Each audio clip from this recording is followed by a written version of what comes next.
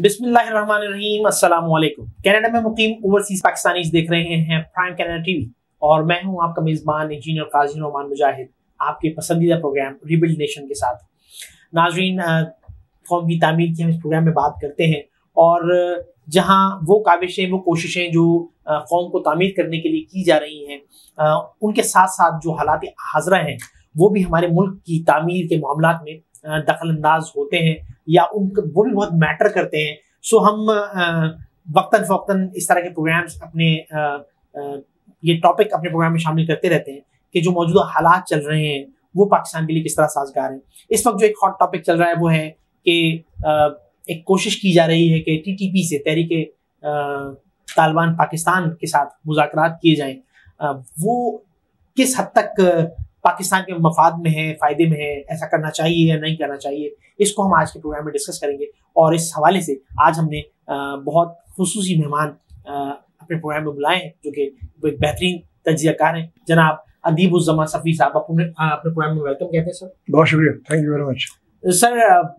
बिला ताख़ीर आज कल ये हॉट टॉपिक चल रहा है कि तहरीक तालिबान पाकिस्तान जो है उससे मुज़ाकरात की का सोचा जा रहा है, डिसीजन ले लिया गया है। एक तो इसका स्टेटस क्या है, ये बात किस हद तक दुरुस्त है कि इसका फैसला कर लिया गया है या नहीं। दूसरा ये कि इसका ताल्लुक अफगानी तालिबान से कहाँ तक है। और चूंकि जो मेरे सुनने में जो बात आई वहाँ दो तरह की बातें थी कि जो अफगानिस्तान में जो तालिबान है जिन्होंने अभी गलबा हासिल किया और अब वो अफगानिस्तान पे अपनी हुकूमत बनाने की इब्तदाई मराहिल में, उनका तहरीक तालिबान पाकिस्तान से कोई ताल्लुक नहीं है। ये बात एक मुझे जो इनसाइट्स मिली उससे ये था। लेकिन मैं आपकी मौजूदगी का फायदा उठाते हुए मैं यही चाहूंगा कि इसकी भी थोड़ी सी क्लैरिफिकेशन हो पहले कि इनके दरमियान क्या रब्त है, क्या ये बिल्कुल दो अलग अलग फोर्सेज हैं जो कि एक अफगानिस्तान में अमरीकी फौजों से लड़ रही थी और दूसरी तरफ पाकिस्तान के अंदरूनी हालात को डिस्टर्ब करने के लिए TTP यहाँ पर काम कर रही थी, या इनका कोई रिलेशन है? बहुत शुक्रिया और बहुत ही मुनासिब सवाल है और मेरा ख्याल इसका समझना ही जो है वो मसले का हल है। बिल्कुल बिल्कुल।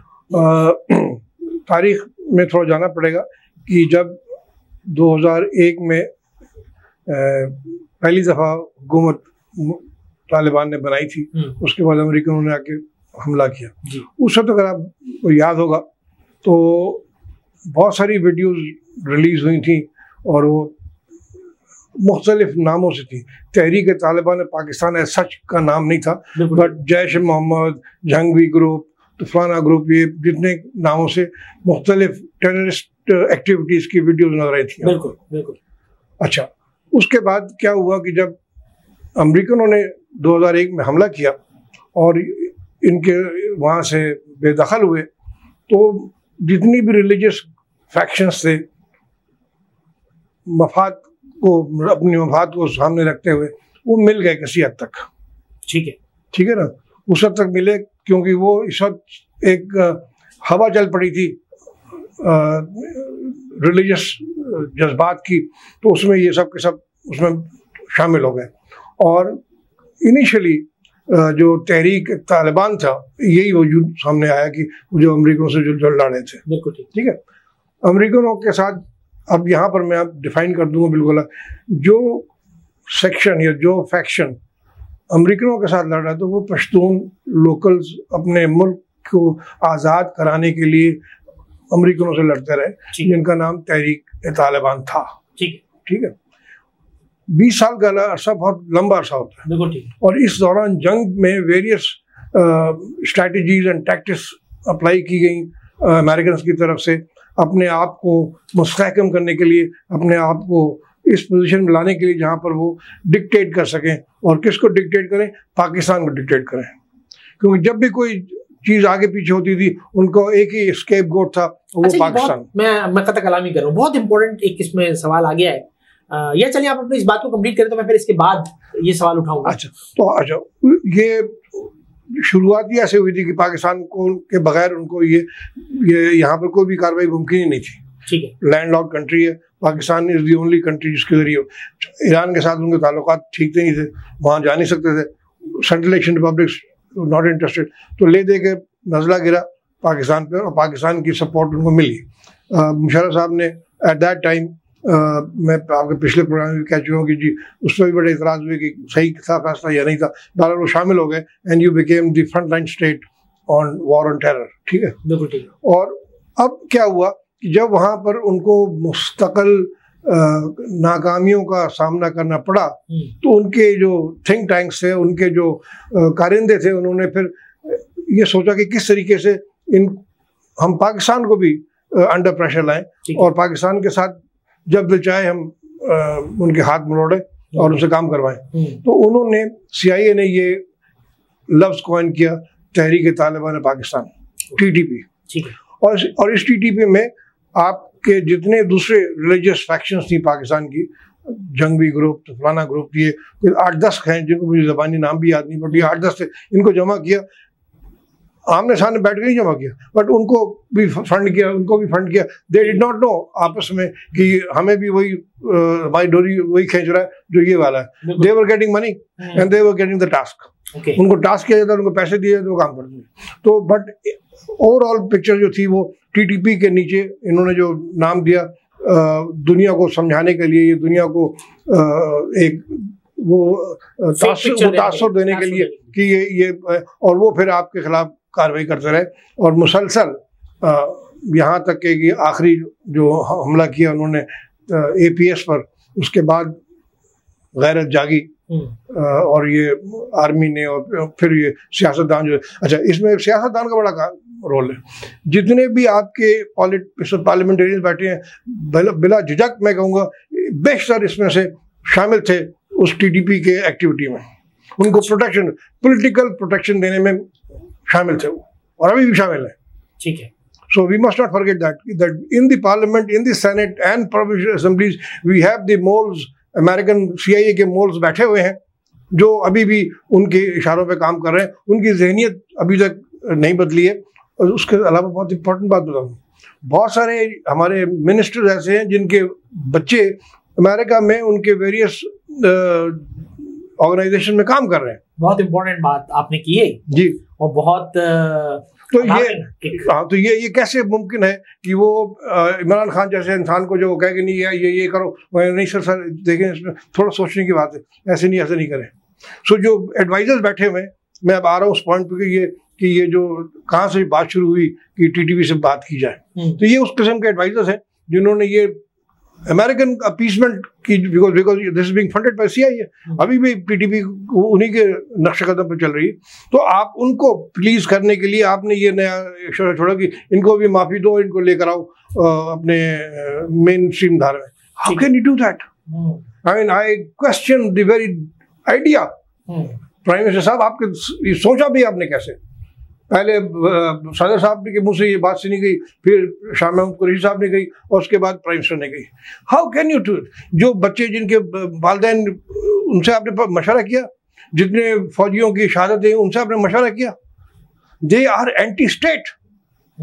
हाउ कैन यू टॉक किसी और मुल्क में भी? सर, अगर एक लम्हे के लिए मैं इस बात को सामने रखूं कि इस वक्त जो पाकिस्तान को बैरूनी खतरात जो लाहक हैं, चूंकि वैसे तो कहने को जी एक जंग है वो ख़त्म हो गई 15 अगस्त को, और जो तालिबान है उन्होंने अफगानिस्तान पर उनकी हुकूमत आ गई एक तरीके से, लेकिन जो इस वक्त कंडीशन है अमेरिका की, तो वो क्या इतनी आसानी से वो इस मुल्क से चला गया है? दूसरी बात, उन बैरूनी खतरात के होते हुए अंदरूनी जो इंटरप्शंस हैं जो इस तरह की हैं, जो कि TTP के थ्रू है, इस तरह की दूसरे लोगों के थ्रू हो रही हैं, जिसमें और भी बहुत सारी तंजीमें, जहाँ अगर हम बलूचिस्तान, यानी बलूचिस्तान से लेके हम, और बलूचिस्तान के बल्कि आप कहीं ऑल ओवर पाकिस्तान में जो है वो इस तरह की मुख्तलिफ चीज़ें रोज़ जन्म ले रही होती हैं।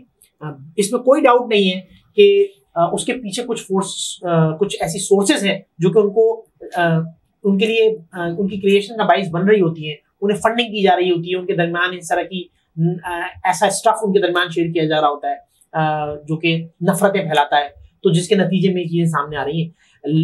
लेकिन अब दोनों तरफ एक साथ खेलना और दोनों खतरात को एक साथ झेलना, क्या उस सूरत में ये फैसला अच्छा नहीं? मैं इसको कॉन्सेप्ट को रिजेक्ट कर देता हूँ। बैरूनी कोई खतरा नहीं है। अच्छा, nobody can touch Pakistan from outside. Perfect. You are a very powerful country. आपके पास तमाम टेक्नोलॉजी और हथियार और वेपन मौजूद हैं. That is why अगर उनके पास ये ऑप्शन मौजूद होता अब तक आपको खत्म कर चुके होते. Okay. Okay. They do not have this option. अच्छा, ये तो आप इस वे में कह रहे हैं ना कि माशाल्लाह अल्हम्दुलिल्लाह जो हमारी फोर्सेस का जज्बा ईमानी है और जो हमारी नहीं हकीकत भी है. हकीकत कह रहा हूँ, जज्बा तो छोड़ दिए, हकीकत कह रहा हूँ. They are not prepared to pay the price to attack Pakistan. आज से कुछ 10-12 साल पहले इनका एक इन्वेस्टिगेटिव जर्नलिस्ट है मिस्टर वेबस्टर, आप देखिएगा उसको यूट्यूब पर. उसने 10 साल पहले कहा था, उसने पूछा भी ये क्या हो रहा है, पाकिस्तान तो आपका एलाई है अमेरिका का, तो क्यों अमेरिका उसके खिलाफ जा रहा है. तो उसने उसका जवाब दिया था, और अब सुन लीजिएगा कि the aim is to destroy Pakistan.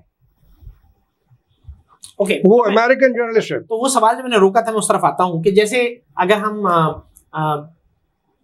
80s की अगर हम बात करते थोड़ा और पीछे चलते, जब जनरल मोहम्मद ज़ियाउल हक साहब ने ये बात की कि अफगान मुहाजिरीन को जब उन्होंने पाकिस्तान में आने की इजाज़त दी तो उन्होंने कहा कि अफगान जो है वो हमारी जंग लड़ रहे हैं. एक्चुअली जो हमला है वो अफगानिस्तान पे नहीं है, क्योंकि उन पहाड़ों में जाके किसी को टक्कर मारने से कुछ नहीं मिलने वाला है. एक्चुअली हमला एक पोर्ट पर हमला है जो कि कराची. देखिए, ये ज़िया साहब का भी एक अगेंस्ट सोवियत यूनियन की फासला था और मुशर्रफ का अगेंस्ट अमेरिकन की फासला था कि जो अवामिल थे और जो हालात थे उसको देखते हुए जो मुल्क के लिए बेहतर चीज़ समझ आई वो सब की गई. बट डाउन द लाइन उसकी जो वेरियस शाखें निकली और वेरियस प्रॉब्लम्स आए उसका सही अंदाज़ा उस उनको भी नहीं था और इनको भी नहीं था. ठीक है ना. तो इसलिए उसको क्रिटिसाइज करने से कोई फायदा नहीं. वो सब they did something which was there, but they somehow the other could not contain the decision जो उन्होंने किया था. अगर वो उनको पनाहगीरों को जहाँ जगह दी थी तो उनको कॉर्डन ऑफ करके वही रखते. ठीक है. पूरे पाकिस्तान में फैलने नहीं देते. पूरी ट्रांसपोर्ट की बिजनेस उनके पास है, वेजिटेबल फ्रूट की बिजनेस उनके पास है, तमाम कपड़े मार्केट में जाइए सब अफगानी बैठे हुए. ये आपने खुला छोड़ दिया था. तो ये तो उसकी मुनाफी हो गया ना. तो अगर आपने उनको पनाहगीरों को यहाँ पर दूसरे कई खतरे मोल लिए तो खैर उसको. लेकिन coming back to the question, there is no danger to Pakistan from outside. Nobody can touch it because the price that they will have to pay is too heavy. वो देना नहीं चाहते. ठीक है. तो बड़ी अच्छी बातें आपने जो है अभी की हैं. अच्छा, फिर हम आते हैं दोबारा उसी टॉपिक की तरफ कि चले जी ये चीज कैसे फॉर्म हुई, क्या हुई, तो अपने एक इहाता आपने. अब आप उसका पार्ट 2 में बता दूं कि बाहर से तो कोई खतरा नहीं है, अंदरूनी खतरा. अब now this is the only way available to the American. CIA रॉ की खास कॉम्बिनेशन है, इसमें मोसाद भी शामिल है. इनकी ये है कि किस तरीके से इस चीज़ को हम अपने काबू में करें या इसको डिसमेंटल करें, वो अभी तक जारी है. तो ये अब्रप्ट विड्रॉल फ्रॉम अफगानिस्तान का जो स्ट्रेटजी मेरी समझ आ रही है वो ये कि अब अपने आदमी को हम नहीं मारेंगे, इन्हीं के यहाँ पर हम आदमी ढूंढेंगे, इनसे आपस में मरवाएंगे और वो टर्मोइल और वो they have to create the battleground and political mayhem and civil war type situation जिसके जरिए ये आपस में यहाँ तक पहुँच जाए कि जहाँ पर हम इंटरनेशनल बॉडी को जाके गए कि जी nuclear weapons are in danger, इनसे निकाला जाए क्योंकि यहाँ पर हालात ऐसे पैदा हो गए. So keep this thing in mind. The whole effort is to create a civil war situation here and एक टर्मोइल क्रिएट किया जाए ताकि ये जो स्टेबिलिटी है ये ना हो सके. तो सर अगर ये अगर अप्रोच उन लोगों की है और अगर ऐसे हालात में हुकूमत चाहती है कि मुज़ाकरात करके इस आग को ठंडा कर दे, तो क्या ये बेहतर अप्रोच नहीं है? Very good question, very good question. ये again this is a narrative which has been promulgated by CIA और ये सारे के सारे यही कह रहे हैं कि यार अब क्या बुरी बात है, ठीक है चलो.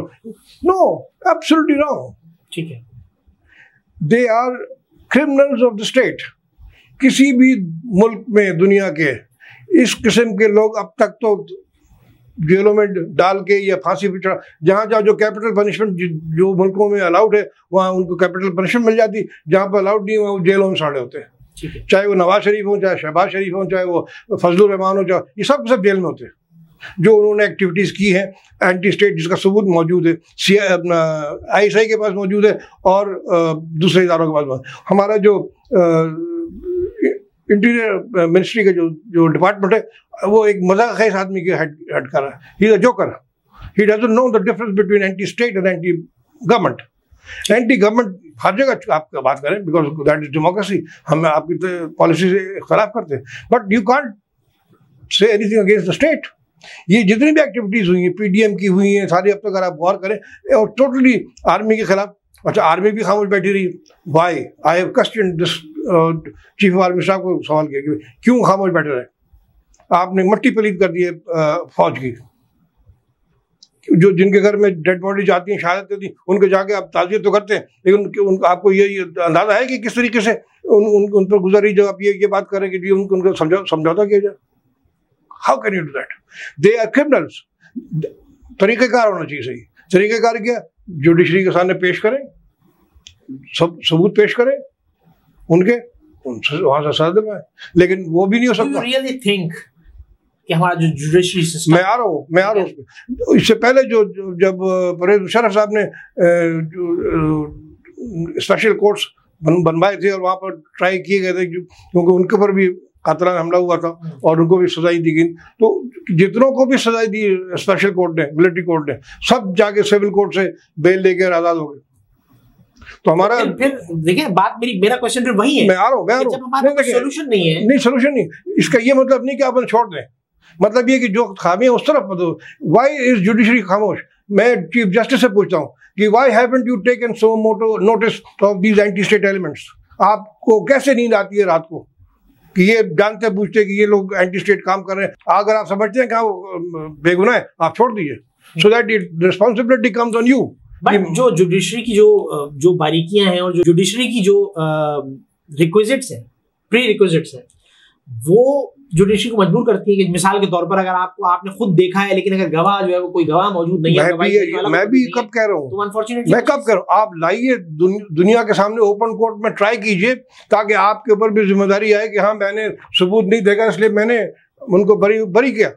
ठीक है, take it on your shoulders, okay, don't run away.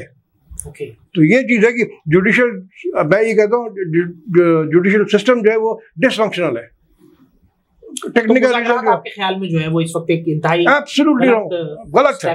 There is no reason. चले, मैं अगर आपसे कहता हूं कि जी आप अगर इस वक्त वजीर आजम होते या इस गवर्नमेंट को आप रन कर रहे होते, तो आप जो है वो इन हालात को ओवरकम करने के लिए, इस सिचुएशन को ओवरकम करने के लिए क्या करते हैं? Very nice question. देखिए, जज्बात को रखते हुए as the chief executive of the country, जैसे कि मैं फौज में था, नेवी में था, कमांडिंग ऑफिसर जहाज की कंप्लीट जिम्मेदारी उसकी होती है। उसके नीचे मुख्तलिफ हेड ऑफ द डिपार्टमेंट्स होते हैं, इंजीनियर होता है, चीफ इंजीनियर, तो फलाना ढिमकाना, लेकिन फाइनल जो डिसीजन होता है safety of the ship and safety is the responsibility of commanding officer. तो आप चीफ एग्जीक्यूटिव जब हैं तो आप पर जिम्मेदारी है। जुडिशरी आपके काबू नहीं आ रही है, find a way how to deal with them, उस लेवल पे ऑपरेट करें ना। बहुत मुश्किलात हैं ऐसे कानून पास करवाना, उसके लिए 2/3 से भी ज्यादा मेजोरिटी का होना, और बहुत ज्यादा बारीकी है। एग्जिस्टिंग कानून जो है वही काफी है यार। People are not aware of this thing. But हुकूमत तो पहले ही कहती है कि जिन लोगों को हम सजा ना दिलवा सके, जिसके लिए हम हुकूमत में आए थे, वो भी जो हमारा अदालती निजाम है एक्चुअली उससे फायदा उठाने को निकल गए। तो भाई आप उसका तज़किया करें, उसमें जो कमजोरियां उसको पूरा करें ना। ये तो नहीं कि आप जाके उसको जो मुझे उसको फारिग पूरा करने के लिए अगर कोई एक चेक ऐड की जाती है। आपके सवाल का जवाब, if I was unable to do this thing, I would go to the public कि जी आपने मुझे जिस मकसद के लिए वोट दिए थे और जो मैंने आप लोगों से वादे किए थे वो उसके मैं अभी तक कायम हूँ, but I am bound by the system. और जुडिशरी सपोर्ट नहीं कर रही है, आर्मी सपोर्ट नहीं कर रही है, ये नहीं कर रहा, इसलिए today I have decided to quit.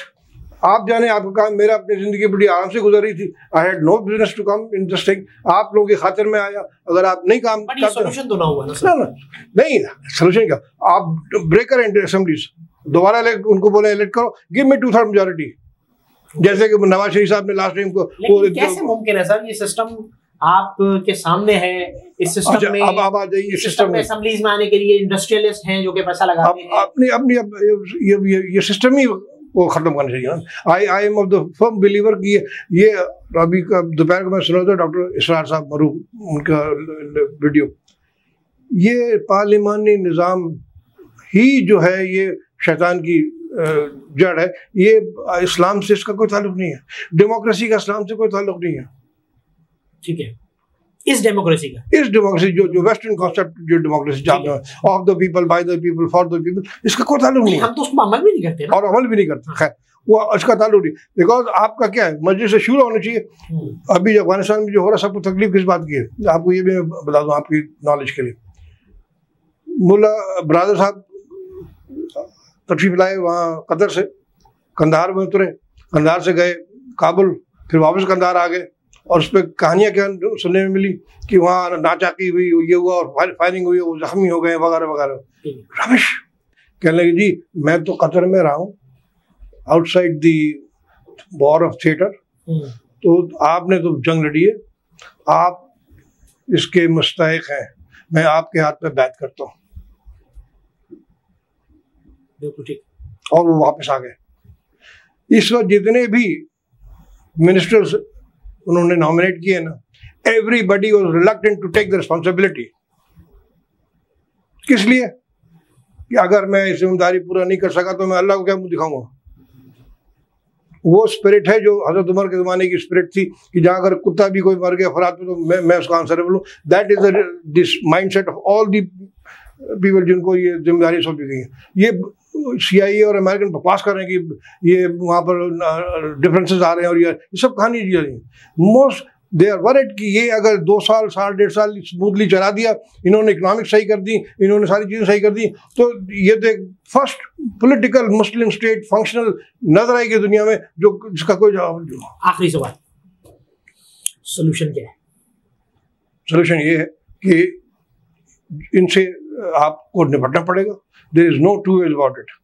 I can't foresee anything कि इसमें अगर आप क्या समझते हैं, जो एक एंटी स्टेट जिसने काम किया हुआ है उसको आप समझा बुझा के पाकिस्तान का वफादार बना देंगे? आई मीन आप रिजल्ट मांग रहे हो तो जो लड़कों के साथ या जो लोग उसमें बैठे हुए हैं, जिसमें आपके सियासतदान भी शामिल हैं, जो एंटी स्टेट बन गए हैं और जिनको बड़े फायदे हो चुके हैं और फायदे होते रहेंगे, उनको आप बातों में के जरिए उनको आप ला सकते हैं इसमें। एक बच्चा जिसकी परवरिश ही ऐसे हुई है, वो जो अभी बड़ा होने के बाद माँ बाप का फर्मा बरदार हो सकता है? नहीं हो सकता। So we are choosing a wrong path in हर लिहाज से। There is only one way and that is deal with them according to their crime. या तो समरी ट्रायल्स कराएं या फिर जुडिशरी के थ्रू कराएं, जुडिशरी को बोले आप इसका काम करें। ये राह फरार अख्तियार नहीं करें, बिकॉज व्हाट इज हैपनिंग, हम लोग जो मसला था उसको तो नहीं हाथ नहीं लगा सके तो दूसरे वहाँ पहुँचा दिया। और ये एक बड़ा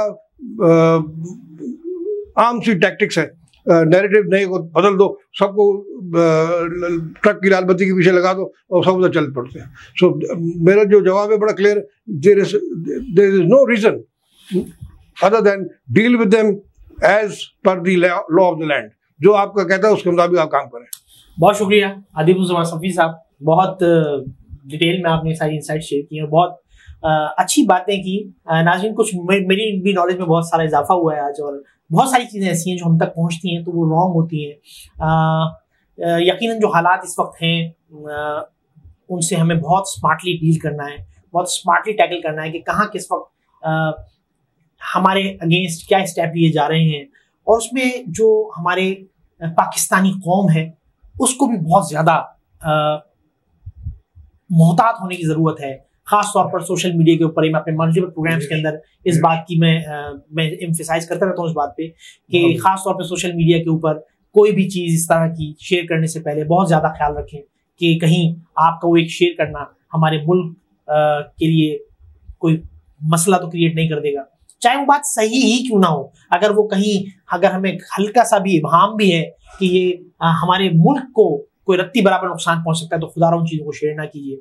बहुत ज़्यादा एहतियात करने की ज़रूरत है, गवर्नमेंट लेवल पे भी बहुत ज़्यादा एहतियात की ज़रूरत है। और हम ये दुआ करते हैं कि अल्लाह ताला हमारे हुक्मरानों को इस वक्त हिदायत दे और उनसे वो फैसले करवाए जो पाकिस्तान के दूररस मफाद में हो, जो पाकिस्तान को स्टेबिलिटी फराहम करें और पाकिस्तान को एक मुस्तहकम स्टेट बना सके।